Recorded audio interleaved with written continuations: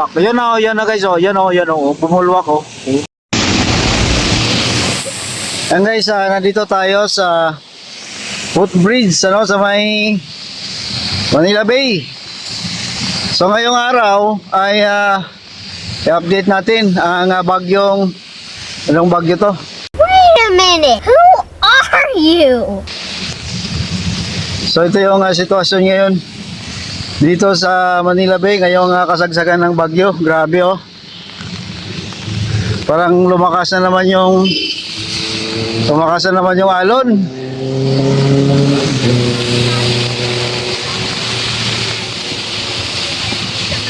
Yun, oh.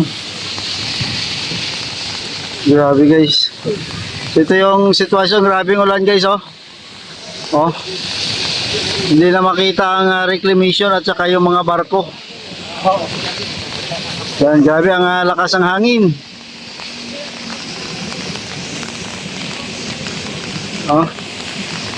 Ang alon lumakas din guys, oh. Nung nakaraan na video, nakuhanan ko yan ng video. Malakas yung alon. Yan ngayon, lumakas na naman, oh.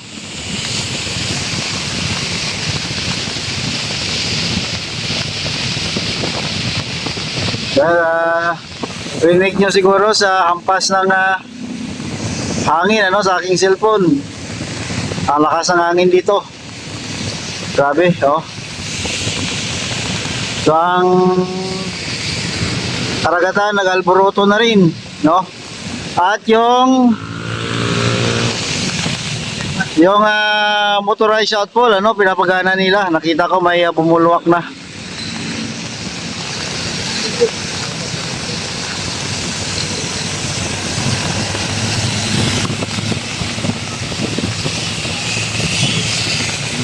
Hirap, ano. Pinatakay ng hangin ng aking payong.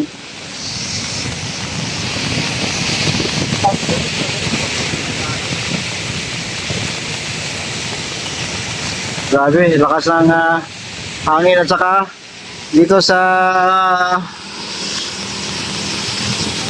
Ross Boulevard, yan din ang sitwasyon guys, oh. So maluwag ang traffic ngayon. Mamaya check natin yung mga ibang lugar na binabaha, ano. Napasensya na kayo, magalaw ang cellphone kasi ang aking payong tinatangay ng hangin. Lakas ang hangin.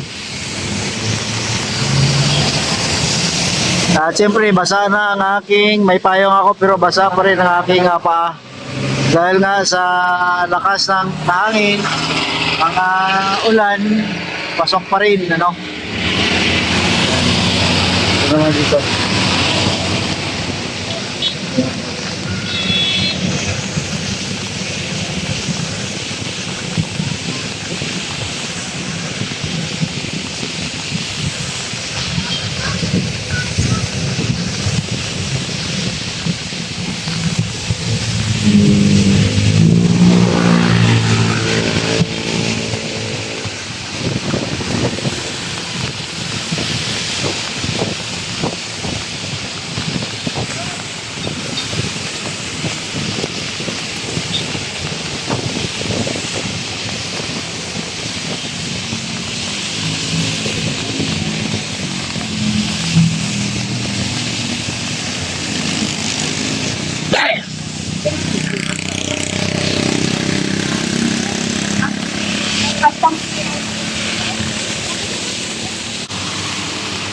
So ito naman ang Ross Boulevard guys, oh.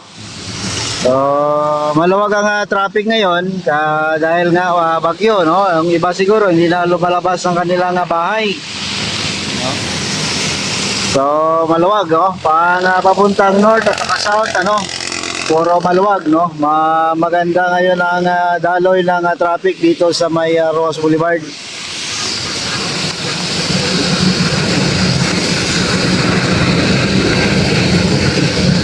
Ang hangin pabugso-bugso lang guys, ano, may malakas, may ano, kung napansin nyo sa dahon ng mga punong kahoy,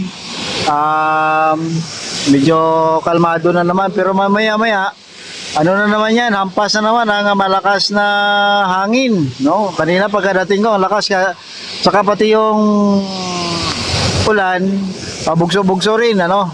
Ganyan ang bagyo kasi guys, ha? Ipo-ipo kasi yan, no? Pabugso-bugso. So, titigil, lalakas, lalo. Dito naman, no? Hindi naman hindi naman talaga sentro itong Maynila, pero yung habagat, yun yung nagpapaulan ano dito. Yung ang habagat ang humigop ano ng hangin at saka yung yun yung nagpapaulan. Yan oh. Kaya ang karagatan maalon no. Kapon grabe nakakuha na ko. Ngayon kasi medyo sarado sila pag masama panahon, sarado sila dito guys. Hindi nila pinapasokan ng tao. Pero kahapon nakapasok ako diyan. Malakas yung alon kahapon nandiyan po so sa aking sa aking reels guys ano. Yan. So kanina nakita ko na bumulwak yung kanilang motorized outfall. Yan ginagawa nila yan tuwing umulan pag naipon na ang tubig sa mga kanal or puno na ang creek dito. So binubuksan nila yung motorized outfall. Pero ngayon ay wala na no. Maya-maya na naman siguro. May sensor sila siguro diyan na pag once na mapuno na saka siya bubulwak. Yan na guys oh. Yan bumulwak oh. Yan. So paano lang? Gusto ko pag puno na, may sensor di nagagana siya. Pag wala na naman, so patay naman siya automatic yan oh. Yan.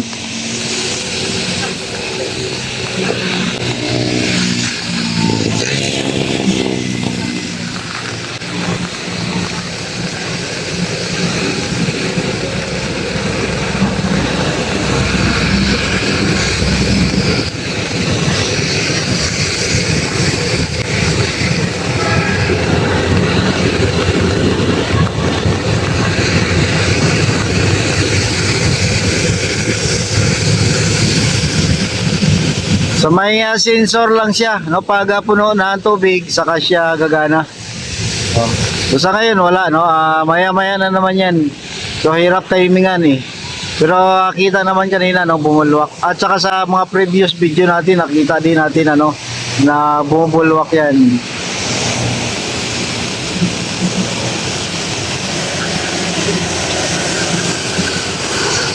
Yan ang update guys dito sa Manila Bay. Salamat po. Ingat po tayo ngayong bagyo. Sa mga lugar na bain lumikas na po habang maaga pa. At yung iba ang lakas ng hangin, bawal po muna magpalaot sa ating mga mangingisda. Delikado to.